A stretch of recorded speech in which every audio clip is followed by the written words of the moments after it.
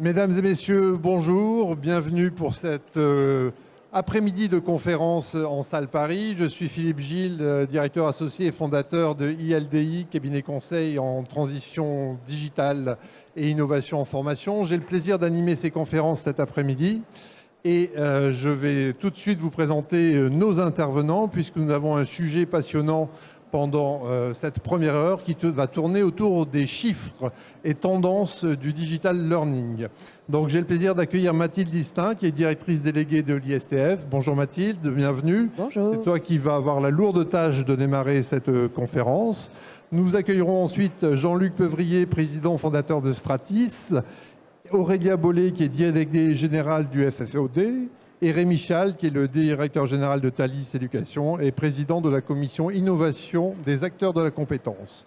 Voilà pour notre panel qui a plein de choses à vous raconter. Donc on va avoir une première intervention de Mathilde pendant une vingtaine de minutes et on enchaînera ensuite avec la présentation du FFOD.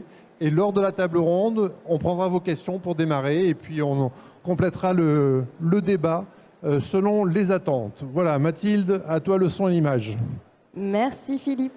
Eh bien, bonjour à toutes et tous. Je suis ravie de vous retrouver aujourd'hui pour cette conférence autour de notre baromètre sur les chiffres clés du digital learning.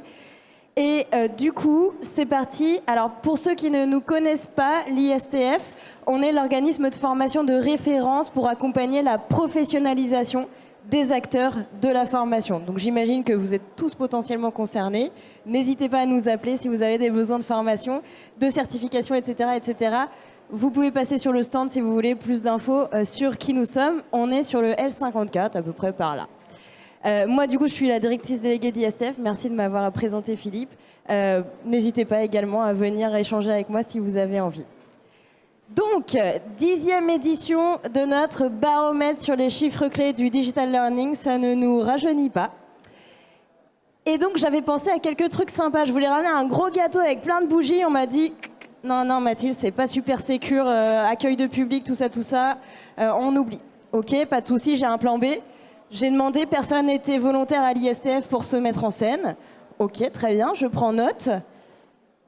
J'avais quelques contacts qui étaient, qui auraient pu faire le job. Malheureusement, Britney n'était pas dispo aujourd'hui, pour celles qui ne l'avaient pas reconnue. Donc on va faire simple, on va faire du virtuel, mais quand même, l'important c'est qu'on soit tous réunis ensemble. Et du coup, je vais un peu vous mettre à contribution. Vous allez le voir après pour cette 10e édition. C'était un peu notre maître mot, les contributions. On a fait un truc un peu plus enrichi que d'habitude, encore plus même. Et pour ça, je pense que tout le monde connaît la chanson. Je vais vous demander de chanter un joyeux anniversaire à notre baromètre. Et si vous ne chantez pas avec le cœur, je ne présente pas le baromètre. C'est parti. 1, 2, 3. Anniversaire, joyeux anniversaire. J'en vois qui ne chantent pas, attention. Hein.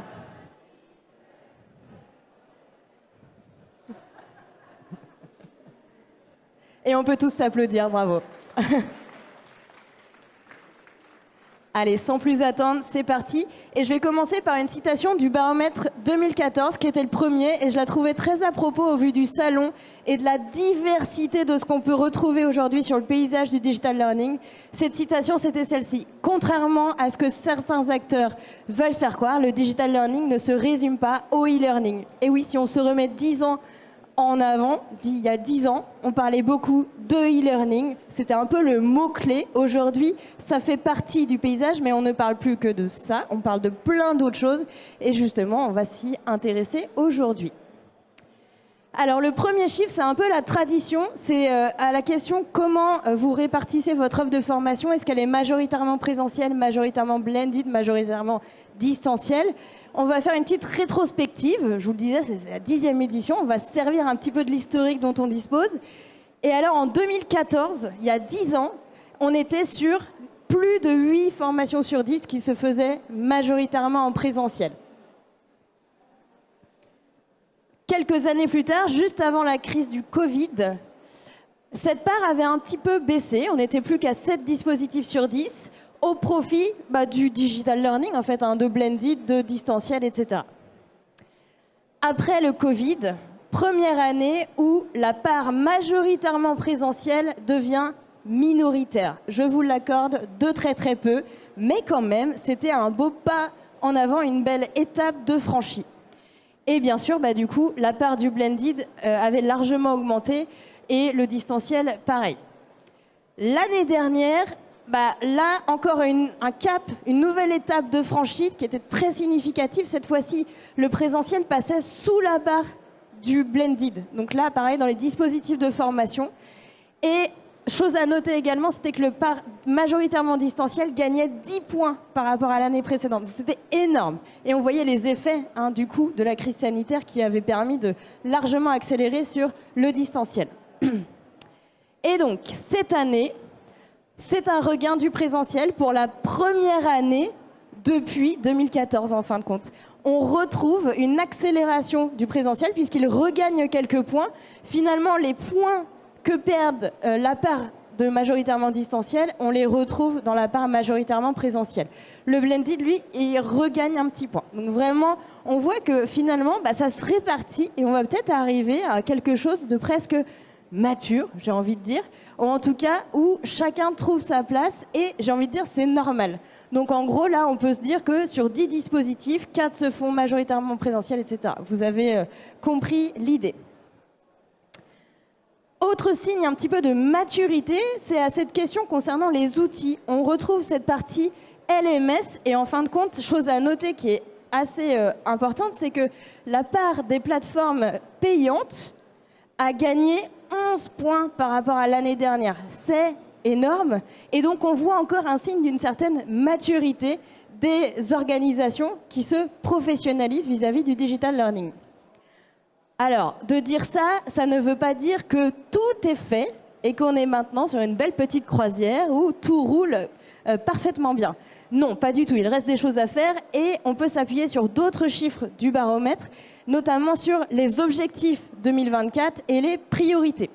Premier chiffre à l'appui, c'est cette question. En 2024, comment souhaitez-vous faire évoluer votre offre de formation ? Et on voit là, pour le coup, qu'on a une large partie qui veut aller vers plus de digital learning, que ce soit distanciel, blended, etc., synchrone, asynchrone, vous le voyez à l'écran, mais on a une large part de répondants qui nous disent vouloir accélérer sur le digital learning. Autre chiffre à l'appui, c'est celui-ci. Quelle est l'origine de vos contenus digitaux ? Est-ce que vous les faites en interne ? Est-ce que vous les faites en externe, etc. Et ce qu'on observe, du coup, là, pareil, je vous ai fait une petite rétrospective depuis 2014 en gardant nos années clés que j'ai présentées tout à l'heure. Eh bien, on voit que l'internalisation prend chaque année une belle part et ça augmente, ça augmente, ça augmente. Donc, ça révèle encore une fois que les organisations ont du boulot pour produire des contenus. Ça va être un enjeu fort pour 2024 d'accélérer sur la production en interne de contenus digitaux, asynchrones probablement. Autre chiffre venant appuyer ce constat qu'il va y avoir un gros enjeu de 2024 pour produire des contenus asynchrones, c'est celui-ci. À la question, quelle sera la priorité ? Si on a une à retenir pour vos formateurs, quelle va être la priorité ? Et 48%, donc on va dire la moitié de nos répondants, nous disent que ça va être de créer des contenus digitaux asynchrones. Donc la même chanson, encore une fois, on retrouve cet enjeu au cœur des stratégies pour 2024. Donc finalement, on commence à voir se dessiner deux grands enjeux. C'est le regain du présentiel. Il va falloir retrouver des bonnes pratiques pour rendre le présentiel impactant et du coup d'accélérer la production des contenus digitaux asynchrones pour les formations pour venir alimenter les dispositifs. Justement, du coup, quand on parle d'internalisation, ça veut dire qu'il va falloir professionnaliser ces équipes. Il va falloir des compétences, etc. Et on voit à la question des freins que les RH restent au cœur des principaux freins quant à la digitalisation des formations.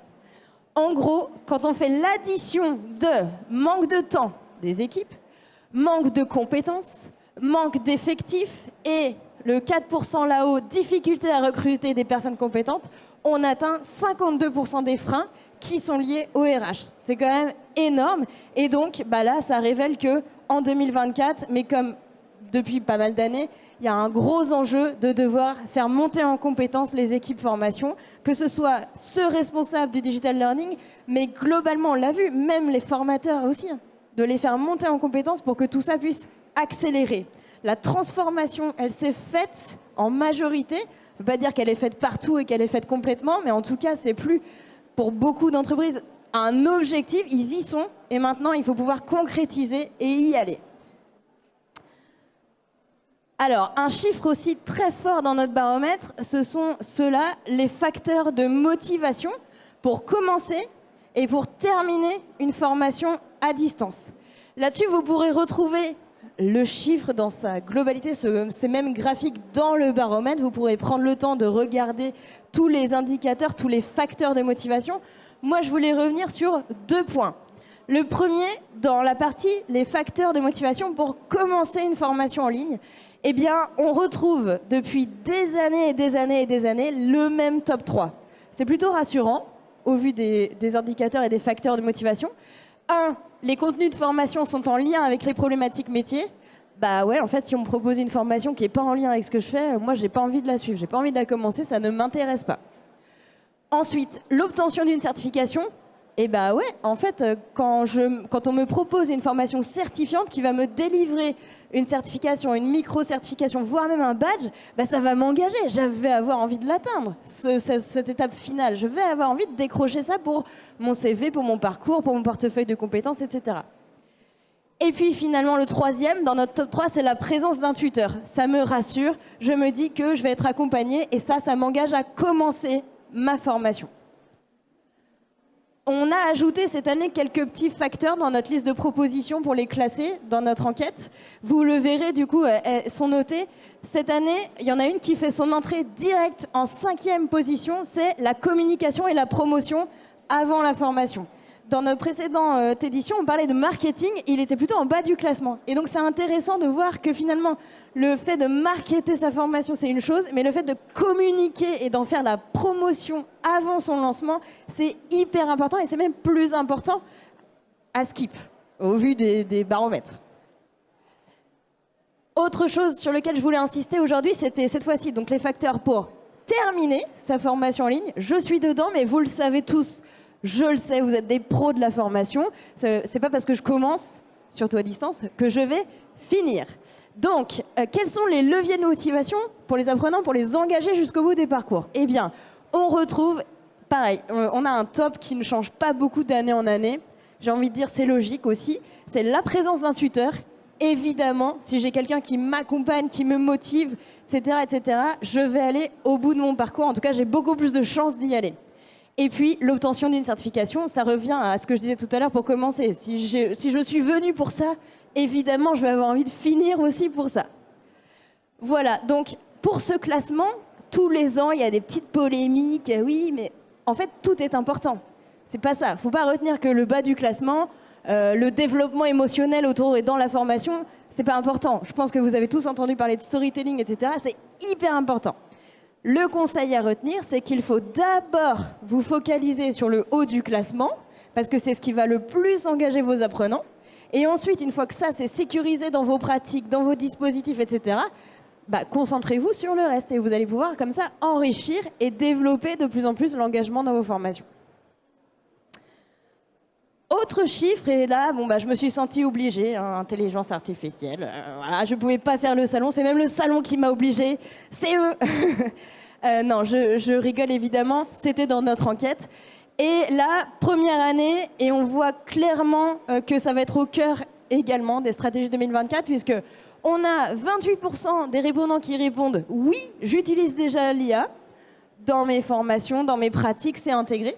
Mais on a surtout 44% au total, les 23 et 21, qui nous disent en 2024, ce sera un projet. Donc oui, j'envisage de le faire et j'envisage même très sérieusement pour certains. Donc on voit que clairement, il y a un sujet et j'espère que l'année prochaine, il y aura des vrais cas concrets, des cas d'usage pour nous montrer comment c'est utilisé. Autre chiffre du coup, pareil, un des plus célèbres parce qu'il est repris toute l'année par plein de personnes à leur sauce et tout, c'est quelles sont les modalités utilisées dans les dispositifs de formation. Et là, ce qu'on voit, c'est qu'on retrouve un top, pareil, qui ne change pas, avec le présentiel qui remonte à 90%. Donc ça, c'est un taux qui n'avait pas été atteint par le présentiel depuis 3-4 ans. C'est important de le préciser, mais c'est corrélé aussi avec ce qu'on a vu précédemment. Autre info importante, c'est que le vidéo learning gagne 13 points cette année. C'est énorme. Il est rentré dans le top 4 l'année dernière. Et là, bim, il vient vraiment au pied, au talon du e-learning, qui est une modalité très classique et très mise en place du coup. Donc, on va en reparler. Le vidéo learning, là, petite percée quand même. Ce qu'on a fait cette année, pour la 10e édition, je ne sais pas si vous êtes au courant, mais c'est la 10e édition du baromètre, on a sondé les apprenants. On est venu enrichir, comme je vous disais, ça va être l'année des contributions. On a mis à contribution les apprenants. Et on est allé leur poser quelques questions sur leurs usages en formation au cours des 2 dernières années. Et ce qu'on voit, c'est qu'on retrouve le même top 4. Le e-learning, la classe virtuelle, le présentiel et le vidéo learning. C'est pas dans le même ordre, ce qui paraît assez logique. Quand un service formation fait un module e-learning, il a en face de lui 50, 1000, 10 000 apprenants. Donc assez logique. Pour moi, jusqu'ici, les maths sont OK. On leur a aussi posé la question de ce qu'ils jugeaient efficace. Un peu pareil. Et là, ce qu'on observe, c'est que le présentiel reste en tête, suivi du e-learning, devant la classe virtuelle. C'est important de se le dire. Vous verrez dans le baromètre notre analyse, on n'a pas de réponse formelle à ça. Il y a des pistes, vous pourrez nous dire ce que vous en pensez. Le vidéo learning aussi, hein, il est juste dans le top 4, on voit qu'après il y a un décrochage. Donc on retrouve ce top 4 aussi côté apprenant. Et je le disais tout à l'heure, le vidéo learning, on a posé la question du coup et aux pros et aux apprenants, et on retrouve que 71% des pros utilisent la modalité vidéo learning, c'est ce que je vous montrais tout à l'heure, et que 61% des apprenants qui ont expérimenté le vidéo learning ont apprécié. La slide que je montrais juste avant, c'est que vous l'ayez ou pas expérimenté, dites-nous ce que vous en pensez. À votre avis, est-ce que c'est efficace, est-ce que c'est pas efficace? Le chiffre que je vous montre ici, c'est vous l'avez expérimenté, dites-nous si vous avez apprécié. Et donc, on a 61% des répondants qui nous disent « oui, j'ai apprécié ». Donc, c'est bien de voir et on peut s'interroger sur pourquoi le vidéo. Alors, moi, j'ai 2 hypothèses. Il y en a une qui est assez classique, c'est parce que ça colle à nos usages à tous de consommation de médias, etc. C'est clairement en phase avec ce qu'on vit tous dans nos vies quotidiennes. Et 2, côté concepteur et pédagogie, c'est pour moi à la croisée des chemins, c'est le bon ratio entre méthodologie, compétences qu'il faut maîtriser pour savoir faire un contenu de qualité. La vidéo, c'est plutôt facile, plus facile que du e-learning scénarisé sans doute, et également en termes d'outils pour ce qu'on va en récupérer côté qualité dans la formation, impact dans le parcours, etc. Donc vidéo learning, watch out, je pense qu'il y a quelque chose à travailler là-dessus. Voilà. Alors, pour le coup, merci pour votre attention, merci pour votre contribution. La chanson, c'était vraiment un kiff. Et vous pouvez télécharger le baromètre. Il est disponible depuis 3 minutes sur le site. On a joué le jeu à fond de l'exclu pour le salon Learning Tech. Donc voilà, vous pouvez le télécharger grâce au QR code. Vous le retrouvez sur le site. Et demain, vous recevrez, si vous faites partie de nos contacts, le mailing qui va bien. Voilà. Merci beaucoup. Merci à tous. Merci Mathilde. Merci beaucoup d'avoir tenu le timing également.